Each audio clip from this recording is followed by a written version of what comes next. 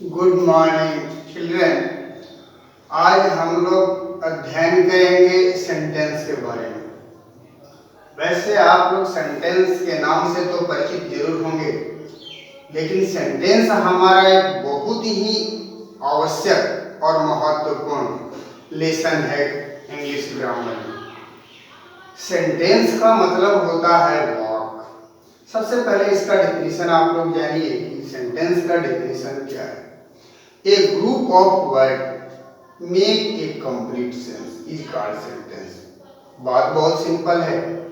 एक शब्दों का समूह जो पूरा पूरा अर्थ प्रकट करता है उसे हम वाक्य कहते हैं। A group of words which make complete sense, but we have to write these words in a proper order, in a certain order, then it will make a You have to remember these things in your mind.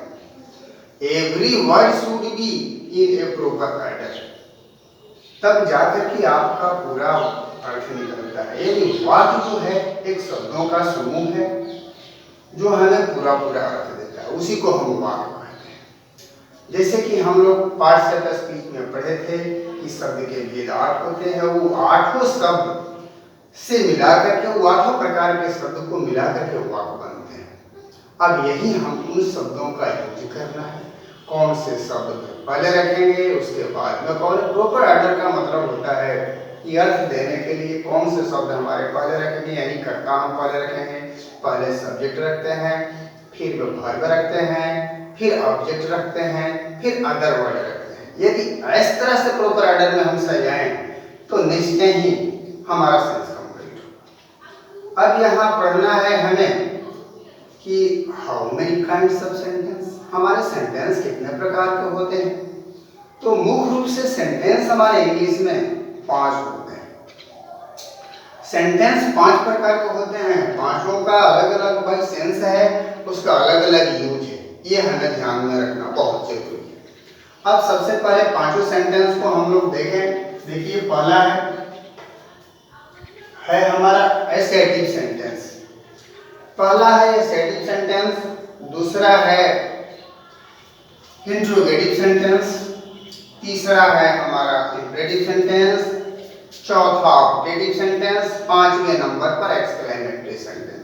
Number आगे पीछे भी हो सकता है, इससे कोई फर्क नहीं पड़ता, लेकिन सबका जो है प्रॉपर गुण आपको जानना है कि उसका प्रॉपर प्रॉपर्टी क्या है और वो किस तरह से हमें अपने लिटरेचर में, अपने व्यवहार में यूज करना है। ये आप लोगों को ध्यान में रखना है। तो एक एक करके हम लोग चलिए बात करते हैं। Assertive sentence.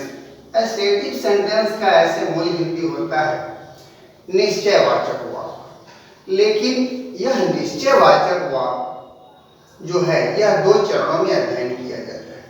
एक होता है अफर्मेटिव सेंटेंस, एक होता है नेगेटिव। यानी एसेटिव सेंटेंस के 2 ब्रांच हो जाते हैं। एक होता है एसेटिव सेंटेंस का, एक होता है अफर्मेटिव, एक होता है नेगेटिव। यानी निश्चय हम लोग करते हैं स्वीकार करके भी, इनकार करके भी। जैसे देखिए आई रीड ए बुक, मैं किताब पढ़ता हूँ, मैंने निश्चय कर लिया, यह निश्चयवाचक वाक्य में आता है।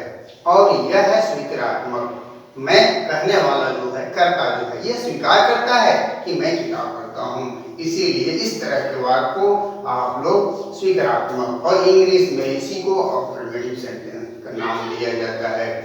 अब निगेटिव सेंटेंस, जैसा नाम निगेटिव मतलब होता है नकारात्मक, इनकार करना। I do not read book, मैं किताब नहीं पढ़ता हूँ, ये हो गया हमारा निगेटिव। ये भी डिफिनिट है, निश्चित है कि मैं किताब नहीं पढ़ता हूँ, मैंने निश्चय कर लिया, ये निश्चयात्मक वाक्य है। इस तरह से एसेटिव सेंटेंस में 2 तरह के वाक्य आते हैं। अब आप लोगों को समझने में अब गलती नहीं करनी चाहिए कि एसेटिव सेंटेंस अध्ययन करने के लिए हम 2 भाग में बांट के उसको अच्छी तरह से अध्ययन कर लेंगे, स्वीकारात्मक और नकारात्मक। अब चलिए इंट्रोगेटिव सेंटेंस। इंट्रोगेटिव सेंटेंस का मतलब होता है प्रश्नवाचक वाक्य। अब प्रश्नवाचक वैसे सेंटेंस जिससे किसी से कुछ पूछा जाता है।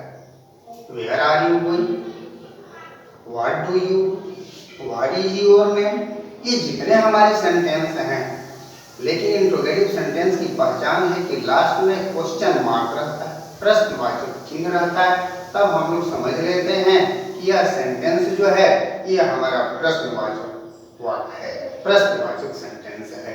प्रश्नवाचक सेंटेंस को हम लोग एक जूलियरी वर्ब वाक्य पहले रखते हैं, या इंट्रोगेटिव वर्ड जिसको आप लोग डब्ल्यू साउंड से कहते हैं इंट्रोगेटिव, उस शब्द को वाक्य पहले रखते हैं। जैसे व्हेन, वेयर, व्हाट, हाउ, ये सारे जो वर्ड हैं वाक्य के पहले, इनिशियल ऑफ द सेंटेंस आप लोग देखेंगे तो समझ जाइए कि ये हमारा इंट्रोगेटिव सेंटेंस से संबंधित है। या एक जूलियरी वर्ब जैसे हम लोग पढ़ते हैं is, am, was, where, has, have, had, ये जारे, रीड, सेल, ये सब जो रहे वाक्य के इनिशियल में, तो समझ लीजिए कि ये हमारा इंट्रोगेटिव सेंटेंस है।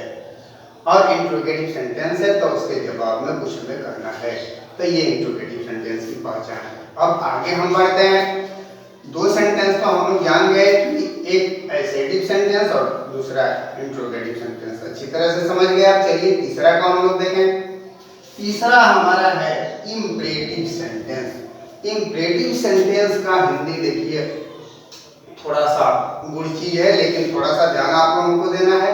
इंपरेटिव सेंटेंस का मतलब होता है आज्ञा, अनुरोध, सलाह वाचक। वैसे सेंटेंस जो हमारे सामने आज्ञा, ऑर्डर रखता हो, अनुरोध, रिक्वेस्ट करता हो और एडवाइस करता हो, ये तीन तरह के मुख्य रूप से वाक्य हमारे इंपरेटिव सेंटेंस में जुड़े रहते हैं। जैसे कम हियर, गो देयर, ये सारा जो है हमारा ऑर्डर भी हो सकता है, एडवाइस भी हो सकता है। इस तरह के वाक्य को हम लोग इंपरेटिव सेंटेंस कहते हैं। इसकी खासियत यह है इस सेंटेंस में मुख्य अक्सर वर्ब को पहले रख करके बनाया जाता है, और समझ लिए कि हमारा इंपरेटिव सेंटेंस से संबंधित है, इसकी पहचान है। अब आगे हम बढ़ते हैं ऑप्टेटिव सेंटेंस। ऑप्टेटिव सेंटेंस चौथा नंबर पर लिखा हुआ है। पहले ही बताया कि नंबर से कोई बात नहीं है, लेकिन ऑप्टेटिव सेंटेंस को समझ लीजिए, यहाँ हमने चौथे नंबर पर लिखा, इसलिए बता रहे हैं आप लोगों की चौथा नंबर पर। ऑप्टेटिव सेंटेंस का मुख्य रूप से हिंदी क्या होता है, इसकी पहचान कैसे आप करेंगे। ऑप्टेटिव सेंटेंस जो है इसका हिंदी होता है, देखिए, आशीर्वाद, प्रार्थना और श्रापवाचक। जिस सेंटेंस से हमें आशीर्वाद का संकेत मिले, कोई हमें आशीर्वाद दे रहा है, कोई प्रार्थना कर रहा है या किसी को श्राप, इस तरह के वाक्य को हम लोग ऑप्टेटिव सेंटेंस कहते हैं। इसके अंत में एक्सक्लेमेशन मार्क रहता है।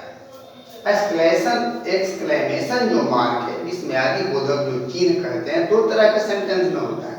एक तो विस्मयादि बोधक में भी होता है, जिसको हम लोग अंग्रेजी में इंट्रोजेक्शन कहते हैं, इसको हम लोग एक्सक्लेमेटरी सेंटेंस कहेंगे। इंट्रोजेक्शन दूसरी चीज है, इसको हम लोग एक्सक्लेमेटरी सेंटेंस कहते हैं।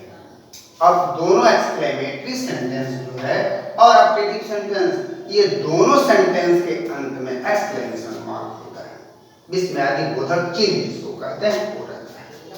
और रहा लास्ट बच गया आपका एक्सक्लेमेटरी सेंटेंस, यानी विस्मयादि बोधक वाक्य।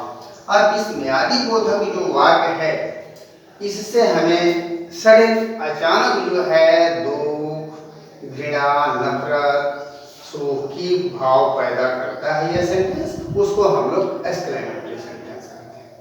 अब इतना होने के बाद आप लोगों को समझ में आ गया होगा कि हमारे सेंटेंस का पैटर्न क्या है और सेंटेंस क्या है।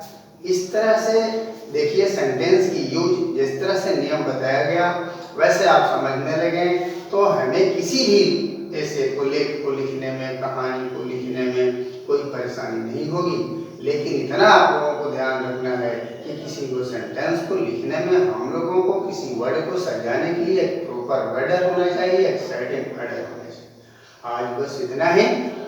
अब आप लोग एक्सरसाइज में इसको करके देखिएगा, कहीं दिक्कत होगा तो अगले दिन हम लोग चर्चा करेंगे।